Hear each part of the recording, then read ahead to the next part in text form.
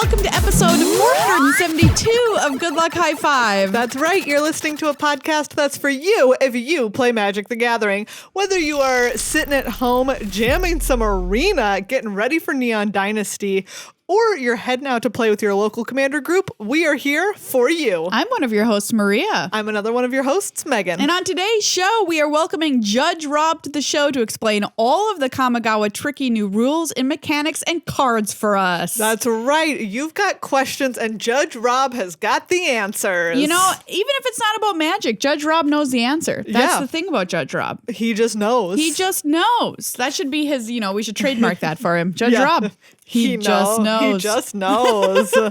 But before we get to all of that, we have a couple of exciting things. Yes. First up is thanking everyone who is a patron. Yay! Thank you so much, especially to Ryan and to Zachary. Yay! For becoming new patrons in the past week. We're so excited to welcome you to our patron family. You can become a patron too if you head on over to patreon.com/GLHF Magic. We would love to have you as part of our family. For any dollar amount you want to give, you become a patron. And coming up on February 15th, we have our next Good Luck High Five patron movie night. I'm so excited for this. At 8 p.m. Central Time, we will be watching Set It Up, which is a delightful Netflix rom-com. Yeah. Together over on our Discord. So if you are not yet a patron, hop on over there. You can become one and still get in on that sweet movie night. If you're already a patron, we will hopefully see you there. Yeah, it's going to be such a fun time. The other time we watched a movie, some people talked, some people didn't. Megan and I will be chatting along with the movie. Yeah, we will. So we'll provide you with hopefully a laugh track to this rom-com. It'll be a great time. So become a patron. We've got awesome benefits, and that's just one of them. Thank you also to our sponsor, Card Kingdom, cardkingdom.com/GLHF, the place to go for all of your Kamigawa Neon Dynasty needs. Yeah, Neon Dynasty's releasing on the 18th officially. Draft boosters, set boosters, what do you commander decks, anything you need. They will send it to you as fast as is humanly possible. All of your Neon Dynasty needs delivered from Card Kingdom, the greatest place to buy magic stuff. You can check them out on the internet, cardkingdom.com/GLHF. Maria. Yes. Before we get Judge Rob in here, yeah, we have What Is This? We got shipped 2 large mystery packages from Wizards of the Coast, and they look like beautiful buildings in Kamigawa. I'm so excited. So we're going to open them for you now. Oh, look at that. Light it up. Wow, this is cool. What is this even? Oh, wow. Look at. I don't even know how to describe what this is. I can't fathom what's happening here. A plexiglass piece. Insert. Oh, that's beautiful, actually. That's going to be on our set, everybody. Yeah. If you're watching the video, you can see this cool stuff. If you're not, check it out. YouTube.com/goodluckhighfive. Ooh, and a sweatshirt. Ooh, cool. Oh, this is beautiful. Oh, yeah. Wow. Megan's taking out the sweatshirt. Oh, my goodness. And so size appropriate. Good. I mean, it's really something, right? Yeah. It doesn't always happen. Check this out. This cool pendant here that we got too. Yeah. Wow. Thank you. Thank you, to Wizards of the Coast for sending us these 6 swag boxes. Get ready to light it up. I'm so excited. Yeah. So it's going to release, everybody. Kamigawa releases on Arena on the 10th, which is this Thursday already. Oh my goodness. Which is just almost unbelievable to think about. Yeah. Because it's just right around the corner. And very excited to draft this new set. The set was fully previewed last week, so you can go online and check out all of the cards over on our friend site, Scryfall. Yeah. And see all the new cards before you play any games. Just checking out my hoodie here. Yeah. Glorious. All right. Should we get Judge Robin here to talk to us about Kamigawa? Yeah, we want you to be ready for your pre-release at your LGS this weekend or playing on Arena, or if you go and buy a box from Card Kingdom playing with your friends. Judge Rob is here to help us out. All right, everybody, we've got Judge Robin here to walk us through all of the tricky new cards, mechanics, and just stuff going on here with Kamigawa Neon Dynasty. Rob, how are you doing? I'm doing pretty well. It's been a pretty good week. I'm really excited to go to the Kamigawa Neon Dynasty pre-release events at the SCG Con this upcoming weekend. Yeah, what are you going to be doing there? I am the they call me the head judge of it, but realistically, there's going to be head judges of each individual pre-release. That's answered just like a judge, Rob. Right. So I'm managing the judge team for the pre-release events. That's at that, fair. there's going to be some regular pre-releases, some super pre-releases that are 6 rounds, and I'm also running the mystery booster seals that we're doing there, and so it's going to be a blast. Yeah. So if you live near where? Philadelphia, you could check that out. But Rob, before we get into all of the cards and mechanics, you always start us out with a very nice PSA. Yes. My PSA this time is basically people are going to argue about stuff. Everybody's tired and fed up about all sorts of things in life right now. Like, there you go. That's true. Everybody's reached the end of some kind of metaphorical rope or physical rope. Who knows? Name one thing that nobody is tired of. Cheese curds. Ooh, what? Judge Rob? Cheese curds. There's somebody. I don't know who they are. So my point being is that person that's tired of cheese curds, I have this like temptation to send them a bulleted list of why they're wrong while being tired of cheese curds, right? I'll see some opinion online that's like people shouldn't walk their dogs because they don't need exercise, and I'll be like, look, you are so wrong. You're wrong in ways that I can't even comprehend. I want to break down every line about what. No, don't do it. Like, seriously, people don't owe you their time. They don't owe you their effort. They don't owe you their emotional effort and energy of reading whatever thing you want to dump on them, right? So if you look at something and you're like, I'm fed up with this, it makes me angry, just don't worry about it, right? If it's directly hurting you, deal with it. But if it's just like they have an opinion on Facebook about how cats are worse than dogs, and I don't care. I'll be sending that personal list. Right.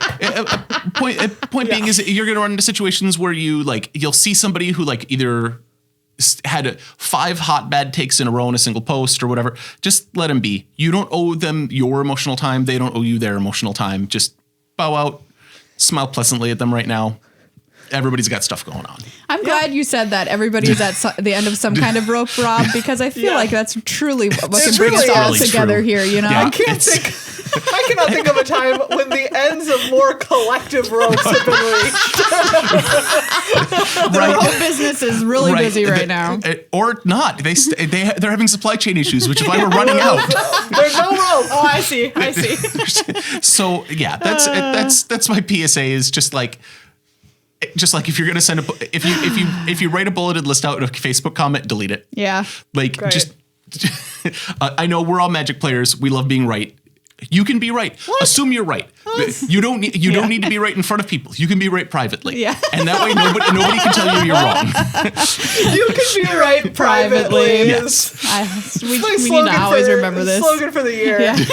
Well, let's start this off with new mechanics that we're seeing here. Let's look at these new mechanics. So the weird one is reconfigure. Yeah. And so let's look at Blade of the Oni here, which is a black and 1 for a 3/1 artifact creature equipment demon, which is such a good type line. So good. I just have to say that the type lines in this set are top notch. Yeah, they are. So it's an artifact creature equipment demon, which is really weird. It has menace. It says equipped creature has base power and toughness 5/5, has menace, and is a black demon in addition to its other colors and types. Wow. All right. And then it has reconfigure. Black 2, and it has reminder text. Black 2, attached to a target creature you control or unattached from a creature. Reconfigure only as a sorcery. While attached, this isn't a creature. Wow. So this is fascinating reminder text. First of all, it has a lie. It says attached to target creature you control. That's wrong. You cannot target itself with its own ability. It's another target creature you control. Right. That would be some kind of splitting of space-time. Well, it also would be really annoying on Arena because you'd be like, click it to activate it, and then you accidentally double-click, and then it tries to attach to itself and wastes your mana because it auto-taps it. Yeah. That'd be terrible. Yeah. Yeah, we don't want that. That'd be really annoying. And it wouldn't do anything. It would try to attach, and then it would fall off as a state-based action. And you're like, what just happened to me? I just tapped my mana for... No, you're not going to run into that because it doesn't do that. It's on equipment creatures. So there's a bunch of equipment creatures in this set that have reconfigure. It has a secret, not a static ability per Just Dunks that says that anytime this is attached to something, it stops being a creature. Mm-hmm. So as long as this is attached to anything at all, this Blade of the Oni is not a creature. It's just an equipment. Right. It also stops being a demon because it's not a creature anymore, and demon's a creature type. Oh. So if you have things that care about demons, it won't be a demon while it's attached to something. So weird. It's so weird. Typeline magic. We'll talk about some other. We'll talk about some other typeline weirdness in a little bit. I've got to say, like, if you're a demon, I feel like you're 100% a demon. Well, There's this possesses somebody. This changes them into a demon, right? Oh, okay, like that's cool. It is a black demon in addition to its other colors and types. So the demon on this, unlike most of them, hops into whatever it's using. Cool. The other thing is, no matter how this becomes equipped, it stops being a creature. So if you have like a brass squire that has tap attached target equipment you control the target creature you control, and you tap and you throw the Blade of the Oni at something, the Blade of the Oni stops being a creature while it's attached to that thing. Yeah. Okay. Reconfigure activates as a sorcery. It's an activated ability, goes in the stack, and you can take this off. If you're like, I need 2 separate creatures right now, you can pay 4 mana and take it off the thing that it's attached to. Yeah. There's one weird thing with that. If, say, I attack with, say I have a 1/1 with Blade of the Oni attached to it, right? So it's a 5/5 right now, actually. It was originally printed, it's a normal 1/1 creature. It's a goblin token. Attached Blade of the Oni, it's secretly a 5/5. I attack, they block with a pair of 2/2s. It has 4 damage marked on it. I'm like, I need 2 blockers in order to prevent that from killing me. I take the Blade of the Oni off. Well, now it's a 1/1 with 4 damage marked on it. Yeah. It dies. Yeah, beware. So beware. If you're unequipping with reconfigure, you might kill your crab. Just be aware. And then you have a nice dinner. Yes. Yeah. And I have here a very technical note, which is the timestamp of the power toughness change from Blade of the Oni is based on when it becomes attached. I would not include this. It would not be relevant, except that there's an uncommon that sets its own power and toughness to 1/1. Okay. Like while it's tapped, which we'll talk about a little bit later. But Blade of the Oni sets the 5/5, and there's also a blue enchantment that sets things to being a 1/1. There's like 4 different things in the set that set base power and toughness. So Blade of the Oni's time that it attaches determines whether or not it wins versus those effects. Gotcha. Complicated stuff here in Kamigawa. This is a fairly complicated mechanic. I was wondering too. I forgot to ask Scryfall, but perhaps now Neon Dynasty is the set with the most rules text. It might be because there's. We'll talk about Sagas in a bit. Sagas have a bunch of words on them inherently. And Kaladesh, or not Kaladesh. Oh my gosh, Kaldheim was the one who had the most. So we'll see if Neon Dynasty beats it. But in case you're at home and thinking, "Oh, this is a lot of stuff," in practice it'll play out, I think, pretty intuitively. It'll be pretty sanely. I actually have a structural problem with reconfigure, which is they made all these reconfigure cards, and about 2/3 of them give the power toughness bonus from the card. But then a few of them don't. So like Lizard Blades and Blade of the Oni don't give a power toughness bonus that matches the power toughness of the creature. Yeah. Oh, I see. Okay. And so it's weird. Sometimes you have to remember. Out for that. Yeah. It isn't always going to attach to the same side. It'd be cool if Blade of the Oni started as a 5/5 and turned the thing into a 5/5, but it doesn't. It's a 3/1. Sure. So it'll be different variable sized based on things. Yeah. By itself, it's just a sword demon. Yeah, it's just an equipment demon, which like half of why I included this is because this is one of my favorite type lines in a while. Very cool type line. So Kodama of the West Tree is my modified card. Modified. So modified is a new adjective that has been introduced to Magic. Kodama of the West Tree is a 3/3 for green and 2. It's a legendary creature spirit. It has reach. And it says modified creatures you control have trample. And then its reminder text is equipment, or as you control, and counters are modifications. And then it says whenever a modified creature you control deals combat damage to a player, search your library for a basic land card, put it into the battlefield tapped, then shuffle. Sweet. This seems very powerful. Yeah. This is what I always wanted Gnarled Mass to be in Kamigawa Block Constructed. For those that played Block Constructed 18 years ago, because man. Don't worry, we have one listener that is there's someone really out there hitting home for. Who's like, yeah, me too. There's somebody out there. So what modified means is it has any kind of counter. a +1/+1, a -1/-1, a death touch counter. It's Frankenstein's monster, so it has like a +2/+0 counter on it. Like death touch counter. Yep. Flying counter. Yeah, flying counter, death touch. There's a number of actual ability counters in the set as well. Any counter makes your creature count as being modified. Any equipment from either player that somehow got attached to your creature makes it modified. So if they put their equipment on a creature and you steal it with a threaten, it counts as modified, even though it's their equipment that's on it. Okay, sure. And auras you control. This is the one that cares where it came from. It has to be an aura and it has to be something that basically you cast on the creature. If they arrest your creature, there's intercessor's arrest in this set. That doesn't make your creature modified because they control the aura on your creature. Okay. I suppose I can get behind that. It's a little weird. I'm a little frustrated by it because in Two-Headed Giant, if my teammate has a Kodama and wants it to be modified, and I put a giant strength on it, it's not modified because it's my enchantment on my teammate's sure. thing. Yeah, so that's weird. That's going to get you in Two-Headed Giant. So if you come into your store and play Two-Headed Giant, you want to modify your teammate's creatures, you can't. You can put counters on them, but you can't do it with auras. Okay. So yeah, just be aware.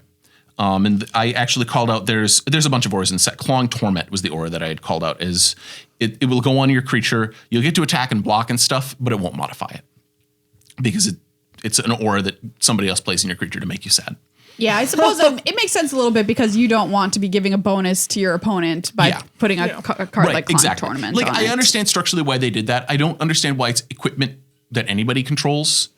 Like, it's just strange that would be the case. That it apply like some attached things care about control and some not. I would rather just be sad about equipment, right? Like I like consistency. Yeah, I would rather be sad about equipment. Clawing Torment, cool art. BT Dubs. Clawing Torment's great. Yeah. So Sagas. They're back. Yeah, I'm very happy. love them. Yes, I love them. I'm confused by them, but that's mostly because I was here for previous Kamigawa and read the novels, and so like the sagas don't match. But that's like Are those novels not nitpicky. canon? They're canon enough that people are like, yeah, the previous Kamigawa was like 1,000 years in the past per the novels. All right. And that's the only established by one scene with Toshiro Umezawa at the very end of the last book. It's like, oh, this was all in the past. Back when By the way. back when Nicole Bolas was still alive. Oh. Remember, Nicole Bolas was dead for a long time. Yeah. So, but we're going to talk about Akiba Reckoner Raid, which is a common saga. And I'm excited that we get common sagas, because that's the other thing I want to call out. You'll see these a bunch.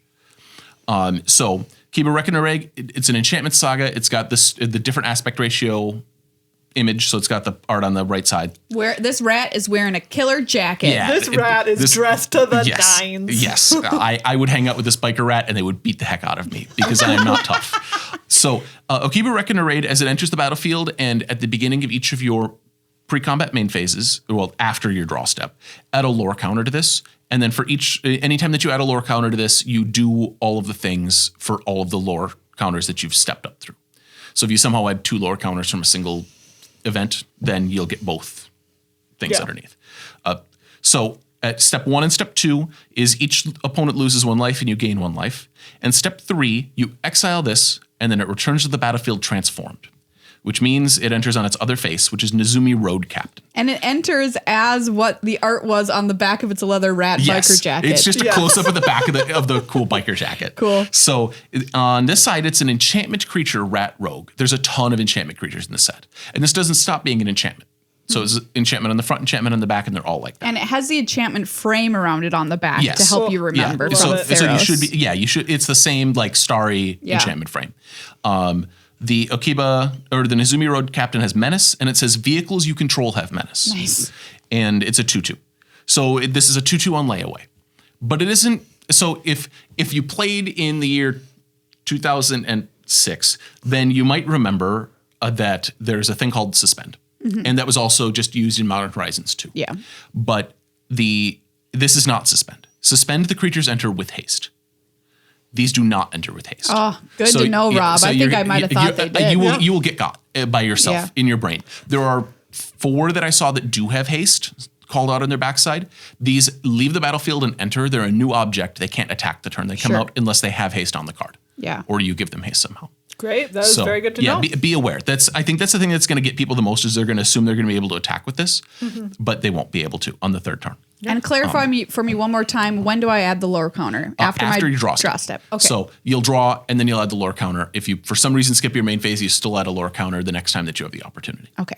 So these are cool. These are sagas. These are creatures. These are enchantment creatures. They're very neat. Yeah, I love them. So note that they say the word transform on them. So there are two types of double-faced cards. There's transforming double-faced cards, and there are modal double-faced cards. Modal double-faced cards, you pick which side. So like the pathways, right? Or like any of the ones that you pick a side and you cast that side. Anything that says transform on it, it is so. Any of the modal ones, the mana value of the card is determined by what face you can see. Anything that is a transforming one, the mana value is determined by the front face, no matter what. So this always has a mana value of 1. The backside, it doesn't have any mana costs on it, but you have to look over to the other side to figure out what the mana value is. Gotcha. So it's relevant for things that care. There's stuff that exiles low mana value cards. There's a white, there's a Shine-In equivalent in this set that will exile low mana value things, and you might not be able to exile like the 5 or whatever. I'm excited to talk about returning mechanics because the first one on our list is Ninjutsu. Yes, Ninjutsu returns. The most popular mechanic from Kamigawa, which is not a high bar, but it was, the thing is that it's also more popular than the mechanics in like the surrounding blocks for the most part, right? Everybody loves Ninjutsu. It's got good flavor and it's got good gameplay. So let's look at Silver Fur Master here. Silver Fur Master is a black and blue for a 2/2 creature rat ninja. Has ninjutsu of black-blue. And his reminder text, black-blue, return an unblocked attacker you control to hand. Put this card onto the battlefield from your hand tapped and attacking. And then Silver Fur Master here says ninjutsu abilities you activate cost 1 less to activate. And other ninja and rogue creatures you control get +1/+1. So ninjutsu this set has 2 activated abilities that activate from hand. It has ninjutsu and it also has channel. Right. Which we'll talk about channel in a little bit. So ninjutsu, you need an attacking creature and it must be unblocked. Things are neither blocked nor unblocked until they've had the chance to declare blockers. So if I attack my opponent and I have a random 1/1, until they decide whether or not to block me, I don't get to ninjutsu. It's Schrodinger's cat up until that moment. Yeah, it's Schrodinger's cat. It's an attacking creature, but it hasn't been blocked or not yet. It is neither blocked nor unblocked. Yes, it's neither. It simply is. Yes. And so if they say no blocks, then you can ninjutsu at that point during the declare blocker step. Or you can ninjutsu during the first strike combat damage step of a creature with first strike dealt damage. Right. That's relevant because if you attack with the first striking creature, you can deal combat damage and then ninjutsu a creature without first strike. It's a new creature and then get to deal the damage as well. Oh, that's kind of cool. It's very tricky. Wow. So you can do this. It does not come up very much, but when it does, your opponent thinks that you're cheating. Or a genius. Yeah, they're like, you're a cheating genius. That can't work. That creature already dealt first strike damage. You're like, no. That creature did. But my ninja's a totally different creature. Didn't. And I want to point out, it is very important at your pre-release now. Some people get a little lazy about this to ask if they have any blocks, right? Yes. So do not just skip to being like, oh, you take whatever. You know what I mean? Yeah. Just ask about it all the time so that when it matters, you know, and like just communicate on it. Blocks, no blocks, whatever. Yeah. If you have no creatures and your opponent attacks you with a couple creatures, you can't just say, I take 3. Like you're going to be like, all right, I'm swinging and you take 3. No, we're not shortcutting that. Yeah. They'll be like, hold on. Yeah. I got to ninja you. The other thing with ninjutsu is it returns the creature to your hand as a cost, which is a little weird. So you have an attacking creature in the battlefield and part of the cost of ninjutsu is returning that attacking unblocked creature. And what that means is that your opponent can't lightning bolt your creature once you choose to return it. So if I attack with a bear cub and I want to ninjutsu in the Silver Fur Master, then they can't be like, I'm going to kill it before you ninjutsu it in. Yeah, they're like, no, I want to kill your body that you're ninjutsuing. They can do that, but they have to do it during declare attackers, right? Before they know before they know whether or not you're going to ninjutsu it. Exactly. Right. And they will. And you should do this too. If you think that they might have a ninja, just kill their creature before you declare blocks. Because the other thing is if they like attack you with their random creature and you say no blocks and they go, I would like to go to damage, and you go, I want to kill your creature. They can ninjutsu in response to your spell. Oh, all right. This is bad for you. Don't let this happen.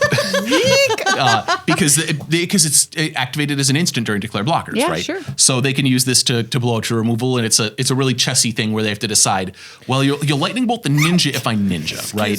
So I'm just going to try to get through for damage, and then if you try to kill my creature thinking I don't have a ninja because I have all this mana up, and obviously I would have used the ninja, then I can ninja and get you. So 3D chess here, 3D chess. Yeah. Well, Meghan and I talked about on the show that in a world with ninjutsu, you live in terror, and that is just live in fear. Yep. Existential terror is the right thing about ninjas. They will kill you at any time or any place. Yep. Yeah. Exactly. Very flavorful. So let's talk about channel. As I mentioned, this is the other activated ability that activates from hand. And I want to say that the card channel does not have channel. Yeah, it does not. Just letting you know. It also predates the channel mechanic by like 11 years. Oh, okay. So fair enough. they do this all the time where they like name a mechanic by after a card that just doesn't have anything to do with it. Yeah, and occasionally they name sets or individual cards after things that don't connect to each other. Channel the card is like, I'm not related to that. No, right. No, thank you. There was a card Onslaught before the set Onslaught. Oh, that's funny. That is not my sister. Yeah. That is not my cousin. Yeah. Like, last name is Mackenzie. No relation. No relation. Which isn't strictly true. I think I'm mathematically related to all the Mackenzies in the United States, but I'm not. Mathematically related. I think we all come from one source. There was only one original I think Mackenzie. we're all mathematically related. Sure, you got me. You got me. Rob is my 4 billionth cousin, twice removed. There's not enough people in the world for that, right? Makes it real tough to get married, let me tell you. But we're talking about Boseiju right now. We're talking about a magic tree that makes me sad. Boseiju Who Endures. It's a legendary land. It taps to add green. It doesn't enter tapped. And it has channel. Green 1 and discard this. Or discard Boseiju Who Endures. Destroy target artifact, enchantment, or non-basic land an opponent controls. That player may search their library for a land card with a basic land type, put it onto the battlefield, then shuffle. This ability costs 1 less to activate for each legendary creature you control. People were losing their crap over this card. This card's insane. Why? So it disenchants. So you can destroy any artifact or enchantment out of your land base, so you don't have to play spells to have access to disenchants. And it can do this. So in Modern, for instance, Titan is really susceptible to Blood Moon. Yeah. And they hate playing main deck solutions to Blood Moon, but now they can just play a land that disenchants my Blood Moon. All right. It's problematic. Like You're selling me on this card. Also, have you ever played with Ren and 6? No, I haven't. This card's really good at Ren and 6 because it's a disenchant that Ren and 6 can rebuy. So now Ren and 6 can rebuy spells. It gives them a land. Okay. So, and that's specifically what I want to talk about. So channel is. Sorry for the. I just wanted to know. No. So channel is an activated ability. Activates at instant speed. You pay a cost. You discard this from your hand, and then it goes in the stack. And if it targets, like Boseiju does, you have a target. They can respond to it. They can counter it with like Nimble Obstructionist or things that counter activated abilities. Tail's End, I think, is in standard right now. And so the thing about Boseiju specifically is, so this is like cycling. This is like cycling that has a triggered ability, right? Sure. There's a bunch of those that run around, but you don't draw a card from this. You just get the text. It basically turns into a spell. You get a sick ability instead. Yeah, you get a really good ability. For Boseiju specifically, they cannot search for wastes. Wastes just has no basic land types. Yeah. But they could search for a triome. You're right. Because it has that has basic land types. So if it has the types swamp, mountain, plains, island, or forest, they can search for it. Go get a little hallowed fountain action. Yep. Nice. And hallowed fountain, then they can choose, and it doesn't enter tapped.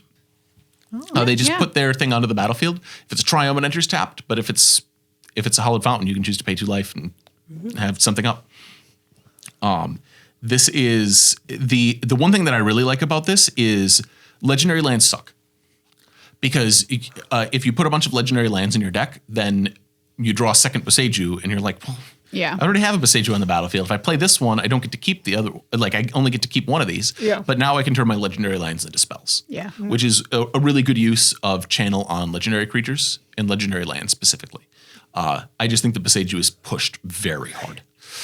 I just love this tree, though. Look at it. beautiful. Oh, it's gorgeous. Like, I'm so happy for it just kicking that city's butt. It's Right. like, I'm just going to grow my long, spindly tree legs yep. up into the sky. A lot of the art in the set is very good. And we mentioned this on our other episode, but also channeling, like you said, can't be countered with like counter spell. Yeah, it has to counter an activated ability. Right. So this is it's trickier and harder to counter. I think Tails End's still in standard.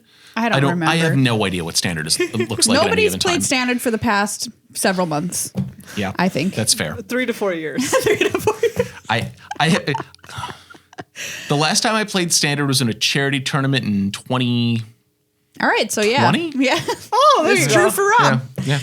The next category you have here on your list is, and I quote, dumb spirits. Yes. Are you familiar with Ground Ghost? Because you're going to have so many Ground Ghosts. We saw a lot of ground ghosts in Strixhaven. Right, exactly. All those were ground right. ghosts. All of those were 3/2 ground ghosts. Kamigawa is the layer of the original ground ghosts. Oh, great. So a lot of cards from the original Kamigawa made 1/1 spirit tokens that did not fly and had no color. No, yeah, ground ghosts. Yeah, ground ghosts. They like the minimum value of a creature. They have a type which at the time nobody cared about, they didn't fly and they didn't have a color. They were just kind of there. I like Kamigawa, original home of the ground ghosts. Yes. It's on all their tourism. Yes. I like a good steak ghost steak, but occasionally I'll have ground ghost in my ghost burger.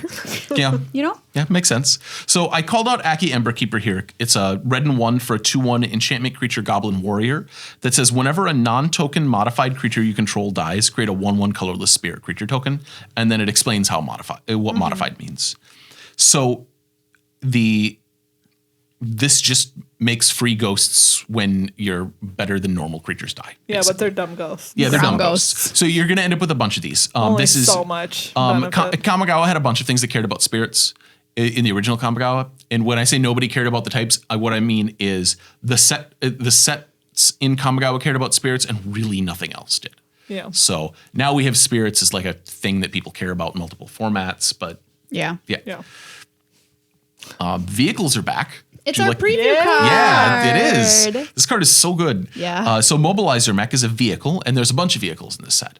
It's a blue and 1 for an artifact vehicle, 3/4, flying. Whenever it becomes crewed, up to one other target vehicle you control becomes an artifact creature until end of turn. And it has crew 3, which means you tap 3 power worth of creatures in order to add creature to the type line on this card. So the stuff with vehicles, probably just crew them on your main phase. Yes. Like 9 times out of 10. There's one vehicle that there's one guy that brings a vehicle back from your graveyard during your beginning of combat step. Set a stop there and crew during your beginning of combat.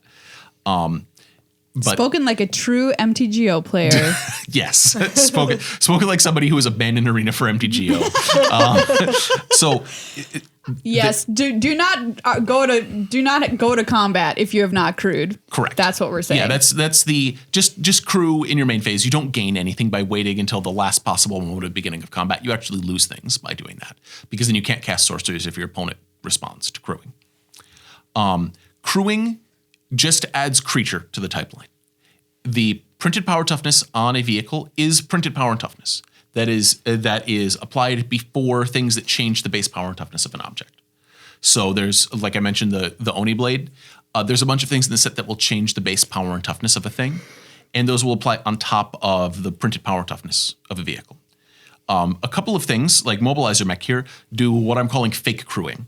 They do the same thing that crewing does, where they just animate a vehicle. Yeah. They're just like, here, have whatever your power toughness is. Becomes a Figure it out. drone. Yep. Fake crewing behaves just like regular crewing, where it just animates it and then lets the chips fall where they may as far as power toughness in the lower right-hand corner. Whatever you say, guys. Yes. Yeah. You figure it out. Like, I've given you the ability to be a creature. Yeah. Solve your own problems from here. So like, I'm your pilot, not your boss. You Yes. know what your own power and Right, toughness is. exactly. Okay. There are a couple of things in this set that will animate artifacts and give them a power and toughness. That overrides the printed power toughness of a vehicle. There is a change. You can no longer crew vehicles with themselves. Really? Yep. Wow, when did that happen? This set, it is changing with this set because of didn't hear about Mobilizer that. Mech. It was in the pre-release like information about vehicles video that loading ready run top. Okay, well that flew under my radar, and that is like that's a thing because we used to do that on Kaladesh. Right, you did, and like specifically, our car would get in another car and drive that car. No. You can drive other cars, but you can't crew the same car with itself. Oh. A car can't drive itself. Right.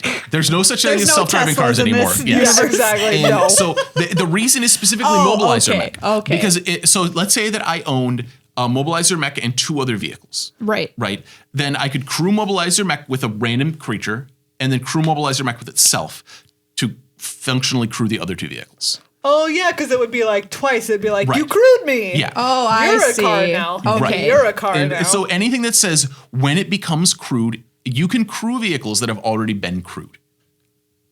Yes. Yeah, okay. Which is relevant, Mobilizer Mech. Yes. So I have 2 3/3s, and I have 2 vehicles with crew 7 and a Mobilizer Mech. I can crew Mobilizer Mech with a 3/3 and animate one of those crew 7 vehicles. Yeah. Then I can crew it with the other 3/3. This doesn't do anything for a Mobilizer Mech except trigger it when it becomes crewed. Gotcha. So, all right. So yeah. when it becomes crewed is activate a crew ability on the card. Yeah.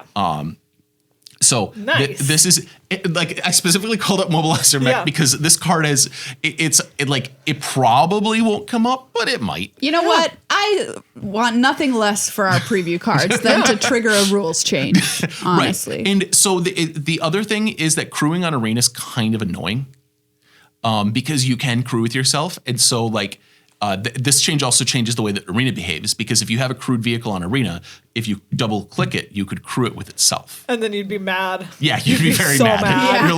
You're like, I want to go to combat. You forget to hit pass, and then instead you click on your vehicle and it crews itself. And you're like, what just happened? No, you can't do that anymore because vehicles can't crew themselves. Okay, great. So it's a quality of life change that also affects Mobilizer Mech. Shrines. Oh, Shrines yes. are back. It's very exciting. So cool. So let's look at Goshintai of Ancient Wars. It is red and 2 for a legendary and creature enchantment shrine. And it has first strike, and at the beginning of your end step, you may pay 1. When you do, Goshintai of Ancient Wars deals X damage to target player or planeswalker, where X is the number of shrines you control. Great. So the shrines are a cycle from Kamigawa and then from a commander set that had shrines. Mm-hmm. And so these shrines care about the shrine enchantment type. So the most common question I've seen on this set is, wait, shrine's a creature type now? No. Goshintai of Ancient Wars has no creature types. It is a typeless creature. It's like a morph. I've got to say though, that's very strange. I would not have intuited that from looking at this card. Well, but you can think about it like, so Mobilizer Mech there is an artifact vehicle, right? When it becomes a creature, it doesn't gain a creature type. True. Right. Wow. And so this is just a creature, but without a creature type. Right. Shrine is an enchantment type, and you'll see this on other cards where like there's 2 types on say Gingerbread Man, right? Yeah. Gingerbrute. So Gingerbrute is a creature, is a artifact creature food golem. Yeah, right? I think so. And I believe. Food is an artifact type. Food is not a creature type. Yeah. Golem is a creature type. Watching not an this artifact video type. from 1995 are shocked. Well, in 1995, we still had we had gotten rid of mono artifacts. There were more artifact types in 94. And then they got rid of them. I picked the right year for this. You picked the right year. Joke. You picked the correct year for. Well, but I thought they got rid of all the weird artifact types. No. We've added 1,000 of them since then. So the shrines care about enchantments with the shrine subtype, and you can't. It's really hard to get the shrine subtype onto cards. You just have to go with the ones that are printed. These ones are creatures, and the old shrines triggered on your upkeep. So if you last played Magic during the Crimean War, like me, then you'll be like, wait, shouldn't this trigger on my upkeep? Nope, triggers on end step, and you have to pay mana for these. So they also all have reflexive triggers. So the trigger goes in the stack. You decide whether or not to pay mana, and then a second trigger goes in the stack once you pay the mana. Okay. So let them pay the mana, then counter their ability. Yeah. If you're countering triggers. Now it's time for some individual card notes. Standout oddball cards. Great. Geothermal Kami. What is this art? Oh, it looks like it's a balloon ghost. I thought it was a cow bowl. Sure. A giant sky cow bowl. Yeah. That's what I thought. No, you convinced me. It's the ghost of a cow instilled into a big bowl full of dirt. Yeah. I don't. Okay. Beautiful. So delicious. Geothermal Kami is green and 3 for a 4/3 creature spirit. When Geothermal Kami enters the battlefield, you may return an enchantment you control to its owner's hand. If you do, you gain 3 life. A lot of things in this set are going to have choices like this on resolution. If you let them choose the enchantment to return for Geothermal Kami, you can't kill the enchantment to prevent them gaining the life. They're going to get that life.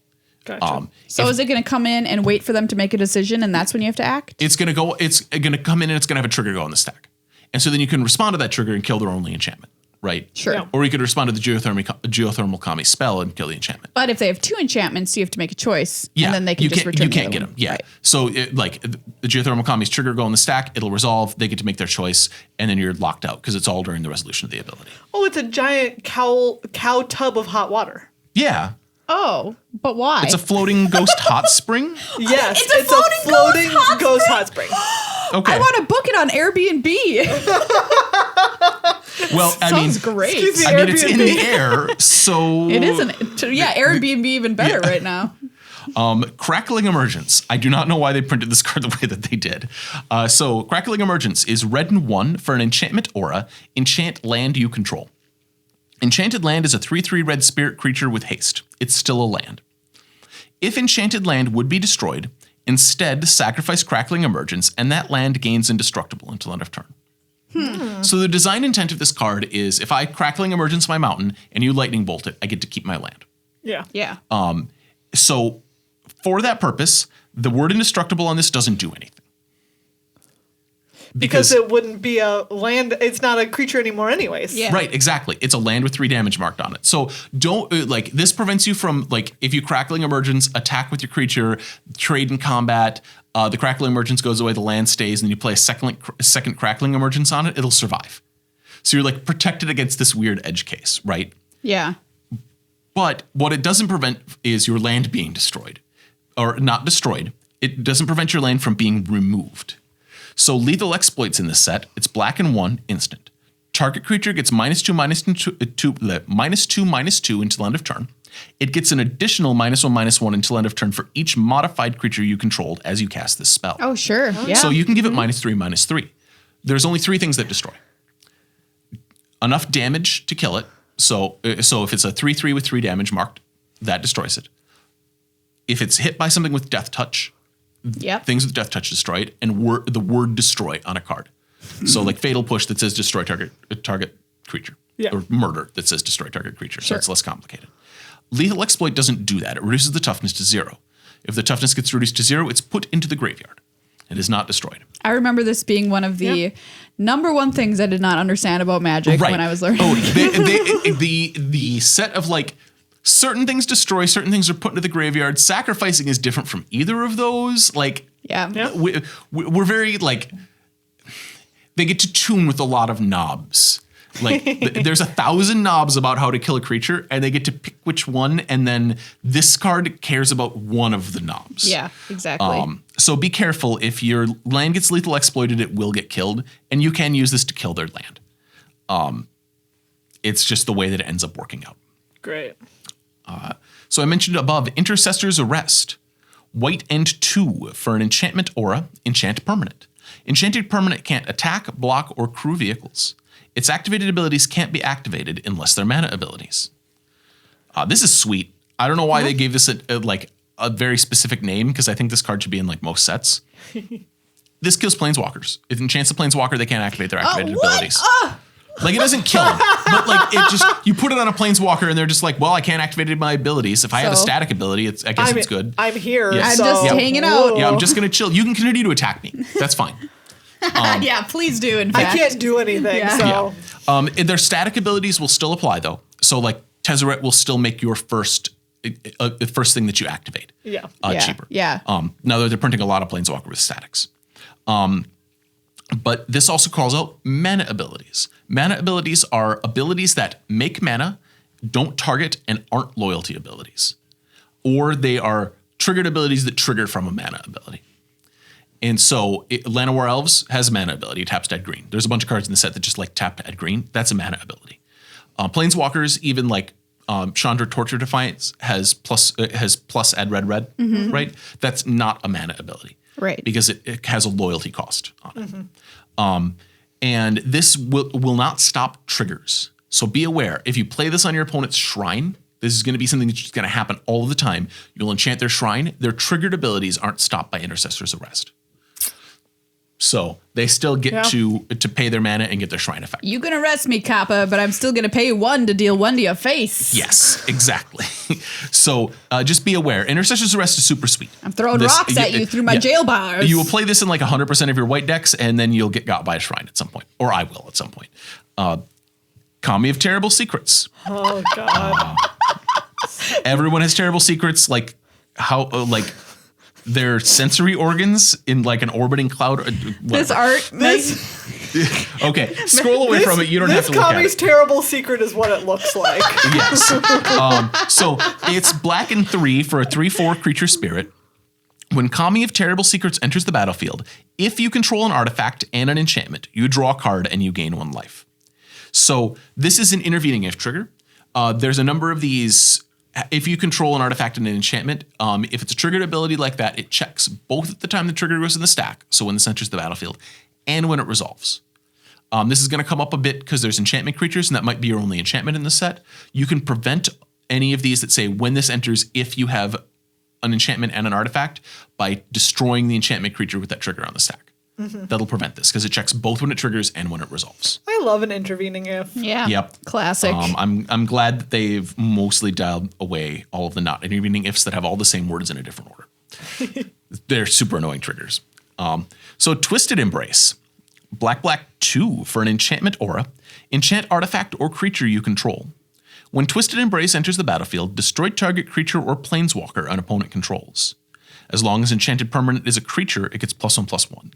Weird. It's super weird. Like you get possessed by a demon, then use that to kill somebody else, basically. Yeah. It's super neat. Also, by the way, the thing that I want to call out is I'll play this on my creature, you'll kill my creature in response, and then I don't get a terror effect. Yeah. Because if you respond to my spell, then my enchantment never enters the battlefield. It fails to resolve if the target isn't there. So this be card's careful. a little dangerous. It's a little dangerous. It's high risk, high reward because it gives your creature a +1/+1 and kills a thing. So it's a super murder. So it's going to be a really big swing if it sticks. Yeah, if it sticks.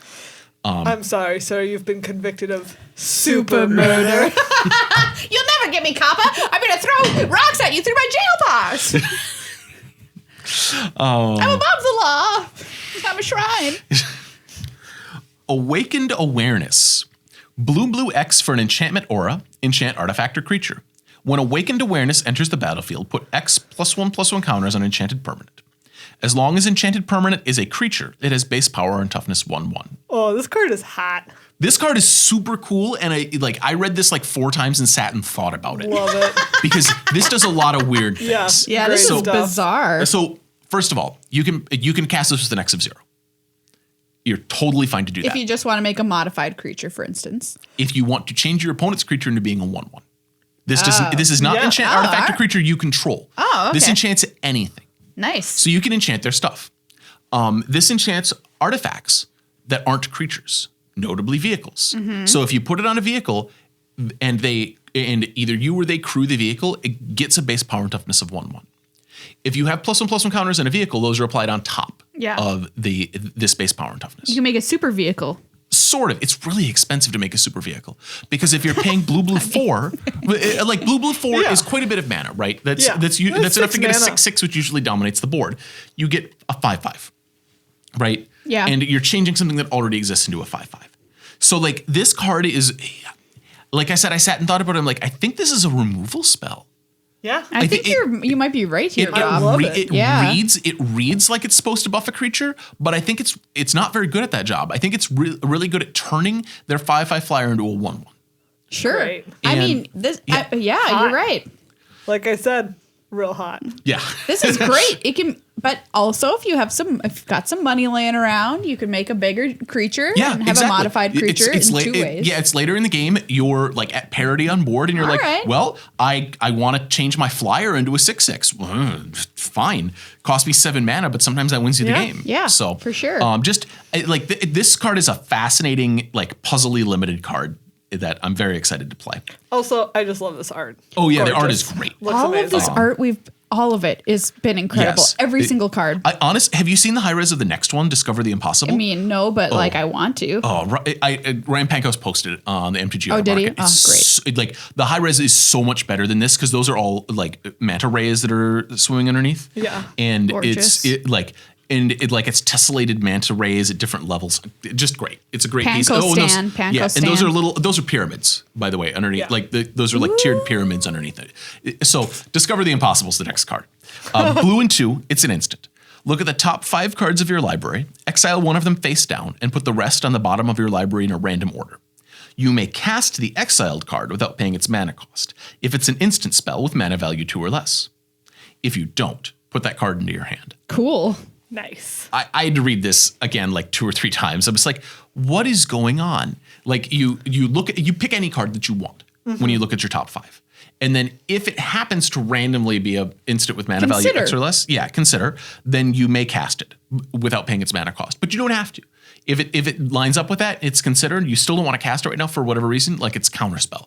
Counterspell is an instant with mana value 2 or less. You probably don't want to Discover the Impossible to hit it. But you might, because this is an instant. You might be responding to their spell to try to counter it.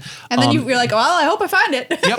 And so if it happens to be that, you can cast it. And if it's not, then you put it in your hand and you don't. So exile one of them face down is the other part of this. You exile that card face down so your opponent doesn't see it. Yeah. And then put it in your hand. So they don't know whether or not you found something that could have matched Discover the Impossible does. Mm-hmm. They don't know what you put in your hand, basically. Like you could take a creature if you didn't want to do an instant or sorcery or an instant. And sometimes you need a land. And so like you'll put a card in your hand and your opponent won't know anything. And so this has a lot of stuff going on. I just wanted to call it out because like this card isn't obvious what it does. What it mostly does is look at 5 cards, maybe cast an instant, and then put it in your hand if you don't cast whatever you find. It's a cool card. And you can find anything. Futurist Operative is my next card. Blue and 3 for a creature human ninja. It's a 3/4 sometimes. As long as it is tapped, it's a human citizen with base power and toughness 1/1 and can't be blocked. I'm just an innocent citizen, Your Honor. Don't mind me. And you can pay blue and 2 as an activated ability to untap Futurist Operative. Oh, cool. So like it's its own ninja body, basically, right? That's what I'm in training now, so hopefully one day. But the point being is, excuse me, one sec. I'm just gonna sneeze. Bless. Both Megan and Rob have sneezed on this episode, so now it's my turn at some point here. It's because you peppered this room. Yeah, I tried to talk to Maria about not peppering the room, but just thought it needed a little extra never spice. listens. Yeah. So Futurist Operative, though. Wait till you see where I put the garlic. I don't want to see where you put the garlic. So this kind of ninjas itself. You attack, it's a 1/1, it can't be blocked, then you pay 3 mana to untap it after they declare blockers and get in for 3 damage. Right. Is how it's supposed to behave. That 1/1 effect is very strange. It is time-stamped based on when Futurist Operative entered the battlefield. It's not based on when it becomes tapped. It's a static ability that is on the creature, so its timestamp is it's entering the battlefield. So if you play Futurist Operative and then equip Blade of the Oni to it, it will never become a 1/1. Because the Blade of the Oni's equip time is later than when Futurist Operative entered the battlefield. Okay. So I'm just going to take your word for it and let that go. Just be aware that you'll attack with it and it won't change you to a 1/1. Or it shouldn't. If it does, it's a bug and report it. Okay. But like, wow. So I looked at this card and I was like, what? This is an uncommon? What? Like it's got a really bizarre I've never seen a timestamp like this that just like randomly makes it a 1/1 sometimes. Okay, sure. Great. Love it. Gravelighter. Excellent art. Jeez. Again, good art. Yes. Black and 2 for a 2/2 creature spirit with flying. When Gravelighter enters the battlefield, draw a card if a creature died this turn. Otherwise, each player sacrifices a creature. Nice. So the the thing with Gravelighter is it enters the battlefield, trigger goes in the stack. Your opponent can respond by like killing one of your other creatures. This will mean that they won't have to sacrifice a creature. This determines what happens at the time the trigger resolves on Gravelighter. Gotcha. So Tricky. You'll have a guess of what it does, but you won't necessarily know. Unforgiving One. Unforgiving One is black and 2 for a creature spirit. It's a 2/3 with menace. And whenever Unforgiving One attacks, return target creature card with mana value X or less from your graveyard to the battlefield, where X is the number of modified creatures you control. Equipment, auras you control encounters modifications, standard reminder text. So the trick with Unforgiving One is it determines the number of modified creatures when it attacks, so when the trigger goes on the stack, and also when it resolves. Right. So if you have 3 modified creatures and attack with Unforgiving One and target a 3 mana value card in your graveyard, then they can kill one of your modified creatures to make your triggered ability not work. Yeah. Sneaky. Yep. It'll be like, oh, I tried, but I can't. Yeah, it'll be like, hey, I picked this 3 for you. And you'll be like, yeah, but I only have 2 now. Sorry. Yeah, I cannot get that back anymore. I know I ordered that. I showed up at your house on Craigslist, and I know I told you I was going to have $30 for that sofa, but I only have a $20 bill. Yeah. No. Nope. No. The sofa is staying in my house. Yeah, I'll find somebody who's willing to pay for this. Thanks. Nobody ever on Craigslist. Just take it. But you sometimes do.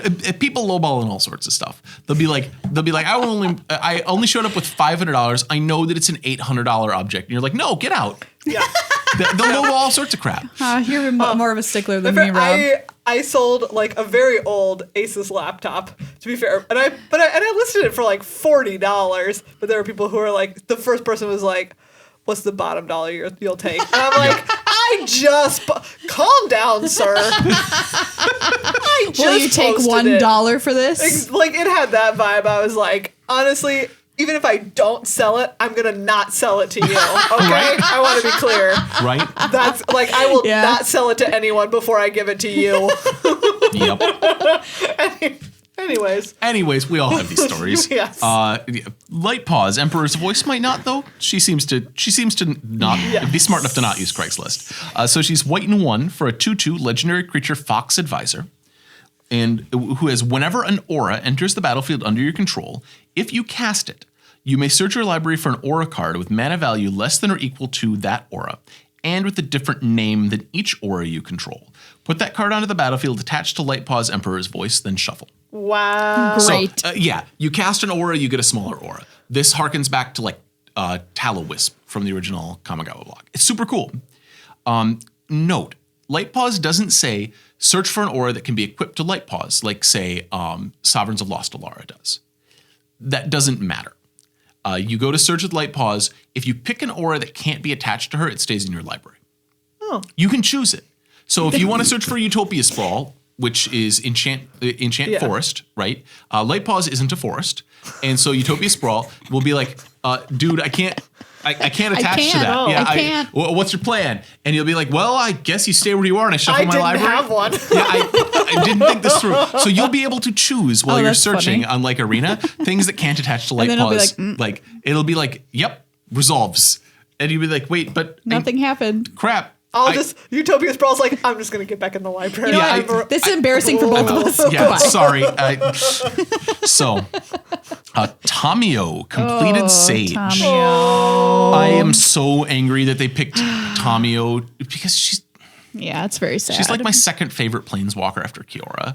And so, yeah. No, she's great. Yep. So Tamio completed Sage is blue, a hybrid blue-green Phyrexian mana, which is a heck of a mana symbol to see. Yeah. And green, and 2 mana. For a 5 loyalty, legendary planeswalker Tamio, with the static ability completed.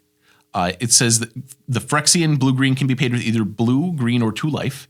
If life was paid, this planeswalker enters with 2 fewer loyalty counters. Oh, wild. I wonder if this is going to be something we see in the future. They made this a keyword mechanic. Yes. They could have spelled this out.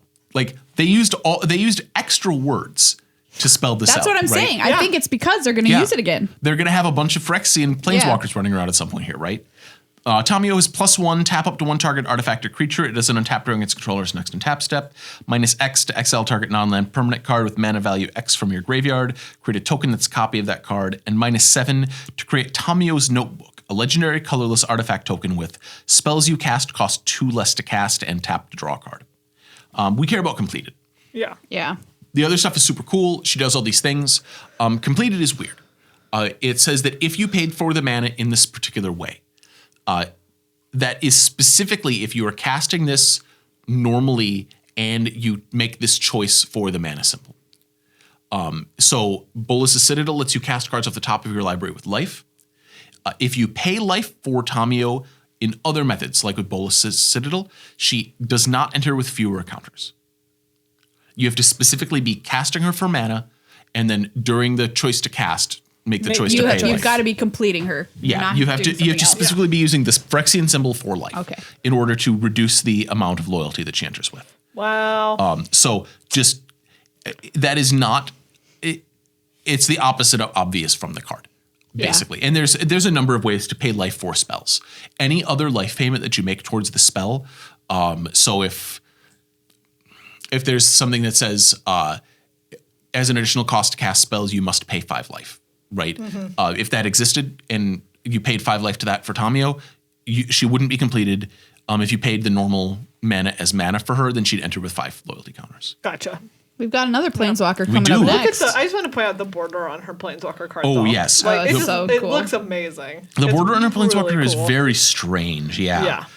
It's because she's completed. Yeah.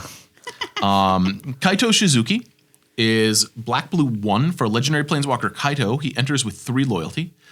At the beginning of your end step, if Kaito Shizuki entered the battlefield this turn, he phases out. Bye. Yep. He just hides.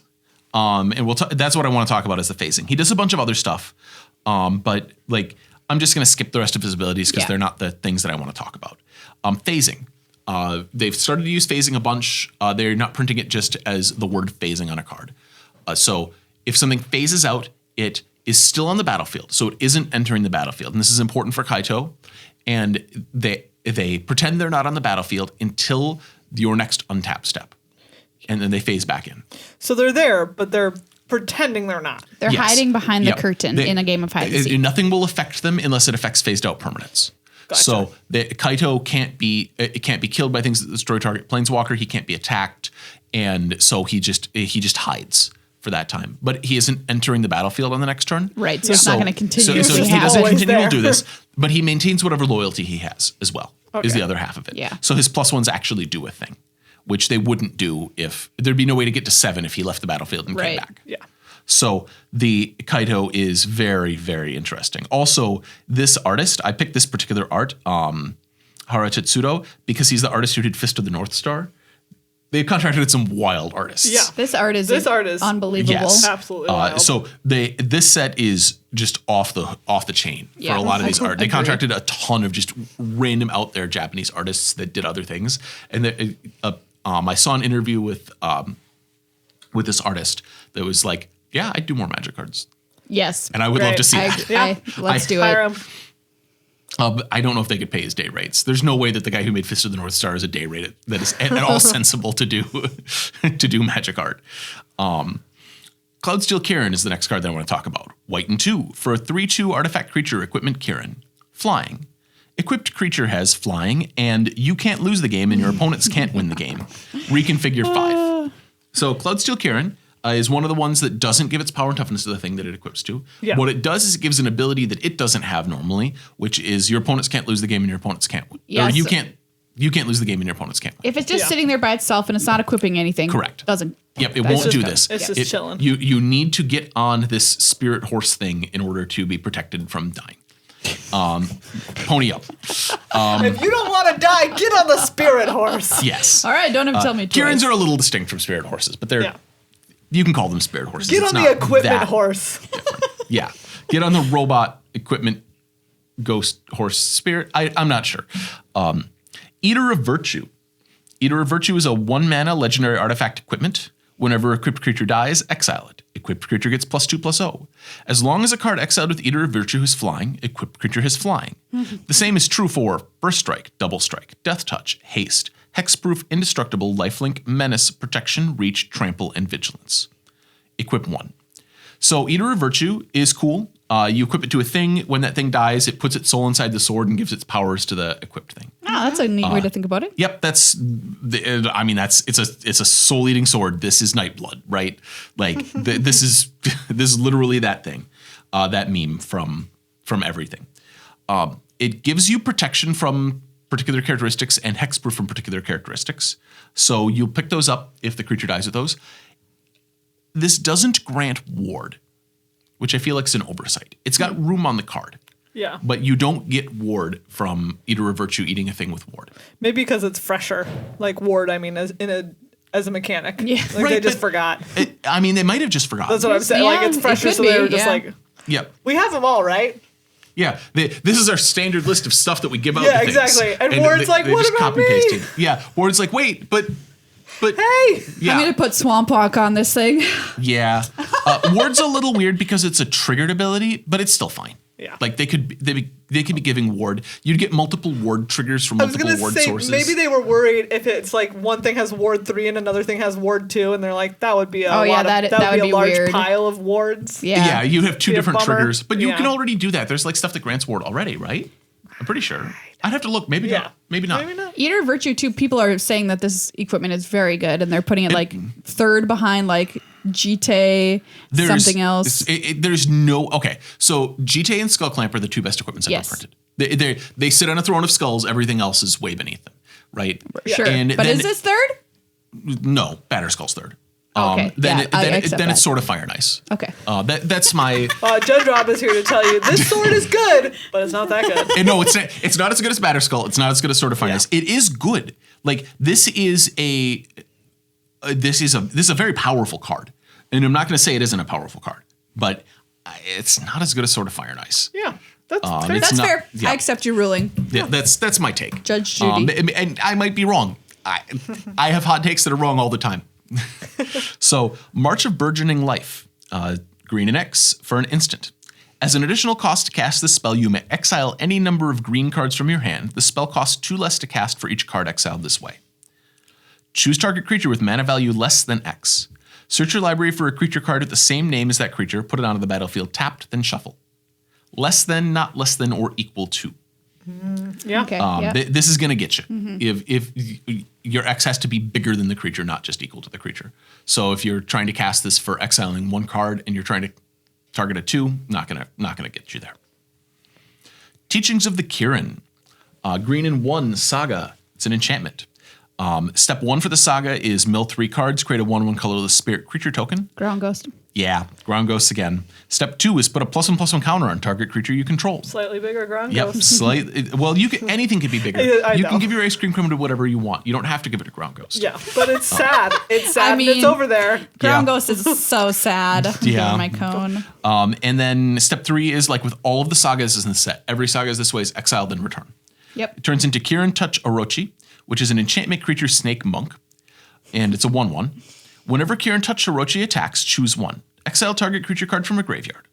When you do, create a 1/1 colorless spirit creature token. Or exile target non-creature card from a graveyard. When you do, put a +1/+1 counter on target creature you control. So these are triggers that create reflexive triggers. Or it's a trigger that creates a reflexive trigger. So Okay. you're going to target a thing. If you don't exile something from it, you don't get the other half of it. Gotcha. Yeah. So they did this specifically so that you have to eat the thing in order to get the counter. Yeah. But like the counter specifically targets. So if they didn't do it that way, it would be like target the thing in the graveyard, target the creature. Even if you eat your own card, I still get my counter. Ha ha ha. Yeah. And so they don't want that. Yeah. So, which is a little weird. Like it's a lot of words to do that, but reflexive triggers are so useful that they've just started to use them everywhere, and they're great. I really appreciate them. Well, Rob, So- we really appreciate you and all of Yes, your we do. knowledge you've given us. I've got to say, I feel like I've learned more about things I didn't see coming in a set Yeah. in this episode than ever before. This set has a lot of like Okay, so There's a lot going on. yeah, there's a lot going on. I've commented on, I don't know why they did these things this way. I have commentary on like, there should be an ability word for you control both an artifact and an enchantment thing that they did. Yeah. Because there's no way to search for those cards as a group. Right. But that's like fairly minor. They also have things like if you control an artifact and if you control an enchantment that are separate, they didn't want to call them out separately, I guess. Mm-hmm. That's fine. But I have a lot of commentary, but they did a lot of really good smooth wording on this set. Yeah. This is the first set that Jess Dunks was really heavily involved with, who's the new rules manager, as in a year ago new rules manager. Mm-hmm. And it's great. It's really well put together. Like I said, I've commentary, but like it's all like nitpicky little things. The set reads really clearly. Almost every card that you see is going to do sensible, sane things. They use templates that haven't been used in like that. What's his name? The guy that targets a thing with mana value X in the graveyard, the unforgiving one. Yeah. The last time that template was used was on Spellstutter Sprite, as far as I can tell. Of like an X that targets and then also does a thing on resolution that's using the same X. So they've dug out some really good, cool templates that worked pretty well at the time. And yeah. I'm here for it. I'm very excited for the set. I think it was awesome. Mm-hmm. Yes. Thursday can't come soon enough. All right, we have come to the moment for Cutest and Grossest Card. Yes, I'm going to just go out ahead and say it. Cutest card in this set is the toughest that it has ever been. This is the cutest set. You say that every time. I know it, because they've been making sets cuter and cuter. They've been escalating cuteness. And I am here for the escalating cuteness. I asked for it many years ago on this show, and I'm going to selfishly say that's why they are delivering more cuteness to me. So thank you, Wizards of the Coast. This is an extremely cute set, so there's a lot of runners up. So Greater Tanuki is on the cuteness list. Very cute little raccoon dog. Yep. We've got Lucky Offering, which is just in any other set would have won cutest card. You know what I'm saying? Like Greater Tanuki would have won cutest card 6 years ago. Lucky Offering is a beautiful little kitty cat. Offering you something, giving you luck. And I just think it's adorable. Seven-Tail Mentor is an adorable fox in this set. So thumbs up to Seven-Tail Mentor. Very cute. Spirited Companion is on the list because a lot of people suggested to me it could be cutest card. Very cute. It's very cute and a very good boy. Toad Rider is cute. It's a giant toad and someone gets to ride this giant toad. I mean, what's not to love? What else is on my list? Silver Fur Master that we talked about earlier. That card is very, very cute. This little rat is a ninja and is probably teaching some turtles in a sewer somewhere. Yep. Very adorable. Yeah. Armband, or excuse me, what is this card? Arm Guard Familiar. That card is so cute. So cute. Yes. It almost won. Cute. That's how cute it is. It almost won. Do you know what? I'm going to tell people about the controversy after this. Keep going, There's Maria. always a controversy. Go ahead and tell us the cutest card. But the cutest card. Yes. You weren't thinking about alternate arts, right? Just the base arts? Just the base arts. Because I have an alternate art that's super cute. Okay, we'll check into that in a second, Rob. But the cutest card for Kamigawa Neon Dynasty, congratulations to Light Paws Emperor's Voice. You are the cutest card. Yay. You all, Maria had decided before she even looked at the rest of the set. We were sitting in the office and Maria said, I don't even have to look. It's Light Paws. Okay? So I'm just saying that maybe someone in the Imperial Palace is paying Maria to say that it's Light Paws. Yeah. I can neither confirm nor deny that this beautiful you have been paid by the eight-tailed fox came up to me, gave me a little nose kiss like the gnomes did in David the Gnome, and said, here's 500 Kamigawa dollars. 500 Kamigawa points. Will you make me the cutest card? I saw Light Paws. It was love at first sight. That's the truth. And I love you, Light Paws. Call me. Cutest card. Whatever you... What? So the alternate art on Lizard Blades. There's actual lizards on it. It's so cute. It's adorable. Cute. He's a very cute lizard. Wow, good lizard. But is he paying Maria? No. Is the lizard paying Maria to call him cutest card? Obviously like a not. certain fox advisor. Are you trying to tell me this fox isn't cute? This fox is very cute. The fox is cute, but there are cuter. But here's another reason why it won is because it looks a little evil. So like Light Paws is like looking a little sneaky, and I'm just like, that makes you even cuter. That's fair. What do you got, Megan? Okay, there are some very creepy cards in this. Yeah. There is, of course, the leech gauntlet. Yeah, that I assumed. Okay. Like that was my. It's going to be way high up there because it is my personal high up there with my body horror. Yep. Of like, no, and then you put a glove on and anyone can have a giant leech mouth on their hand. Yuck. No, thank you. No. Hard pass. My one take is that like, but it's robotic, so it's like it's like separate. Yes. It's like a robot leech. Yeah. Like if there was a drone that was a leech. Okay, like gross, which is why it's not the grossest. Yeah. Okay. Biting Palm Ninja is next, which is the upgrade from Leech Gauntlet. Is what if your hand just leech? Ugh. No, thank you. Yeah, that Absolutely disgusting. Hard pass. Terrifying. Really hate it. But the winner is, in part because I don't know exactly what's going on, but it's really freaking me out bad, man, is Kami of Terrible Secrets. Yeah. What's happening? Oh, but also don't tell me. Oh, the Kami don't explain anything about the fact that they're all weird amalgamations of parts. No, I love it's that. really, The Kami's like, I don't know what it is, and I don't want to know, and it has like all of its spooky hands inside of it, and it also is pulling out organs, or is it its own organs, and is it other organs it pulled out? I don't know. It's spooky. It's a spooky beetle organ, like shape hand pulling organ thing. No, thank you. It's also peeing in a swamp. There, I said it. Look at it. I mean, are you sure it's peeing? I mean, looks like it's peeing. Wow. I mean, no, I think that is the person's head goo dripping into the swamp. Yeah, it has extracted a terrible secret from that person, and now their cerebral fluid, spinal fluid is leaking out. It's just leaking out onto the swamp. Beautiful. Yeah. Some really gross stuff, everybody. Yeah. Congratulations, Kamigawa and Neon Dynasty. You have knocked this one out of the park in the cuteness and the grossest factors. You've really done it. Great stuff. And terrible stuff. Please stop. Now it's the time of the show where we say thank you to our sponsor, UltraPRO. And instead of doing our usual thank you, we have a very special video because, as you may or may not know, the Winter Olympics are currently in full effect. And do you know what's also in full effect? The UltraPRO Olympics. Yeah, let's check it out. Welcome to day 4 of the UltraPRO Olympics. The greatest sporting event to take place on a table. If you don't count table tennis, because those people are really good. Highlights today include the sleeving biathlon. Competing for Wales is last year's national champion, Deck Nixon, whose accolades include being able to, quote, bench press your mom. And competing for the United States is their alternate, Sylvester Stallone. She was a last-minute sub after the United States reigning champion was sidelined due to severe paper cuts.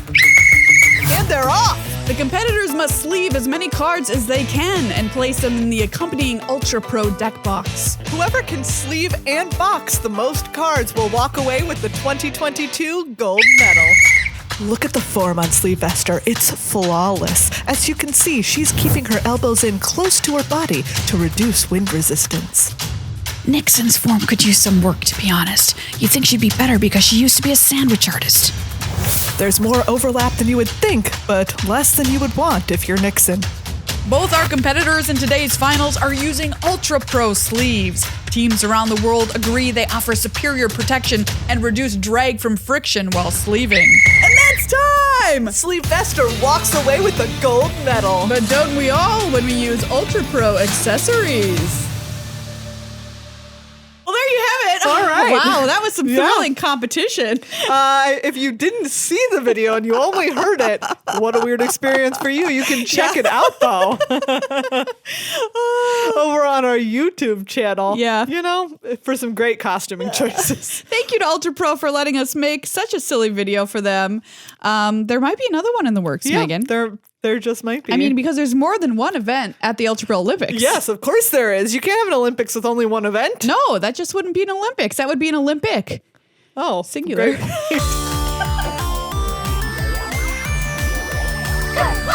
Well, everybody, that's this week's episode of Good Luck High Five. Thank you so much to Judge Rob for joining us. Yes. Giving us his expertise. What You know, what a gift. What a gift Judge Rob is Yes. to all of us. The gift that keeps on giving every single set. Every Judge single Rob. set. And thank you so much again to everyone who is a patron, and especially to Ryan and Zachary. You can make us say whatever name you want. Doesn't matter. We'll say it. If you become a patron, and also join us for that sweet movie night coming up on the 15th. Yeah, and remember, you can sign up now to be a part of the GLHF No Invitational Tournament that's happening over on MTG Melee on the 27th of this month.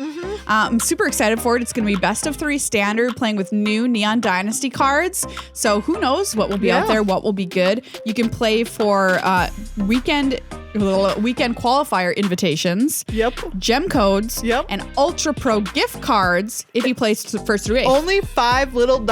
Yeah, so cheap. get on in there and come play with us. Yeah, I think it's going to be a really fun tournament. Those prizes are no joke. And also the weekend qualifier that you'll be winning is for March.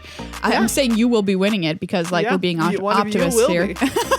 But the March weekend qualifier is limited, which is very cool. And we're limited fans on this show, so hopefully you are too. So come play in our little tournament. It's going to be a blast. We're going to hang out on Discord, play some fun games of Magic, give out some sweet prizes. Generally, have an awesome time. You said these prizes are no joke. In the future, we will do a tournament where the prizes are a joke.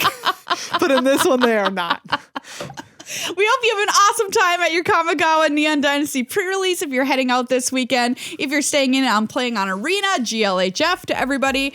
Very excited to get my hands on these new cards. See you out there.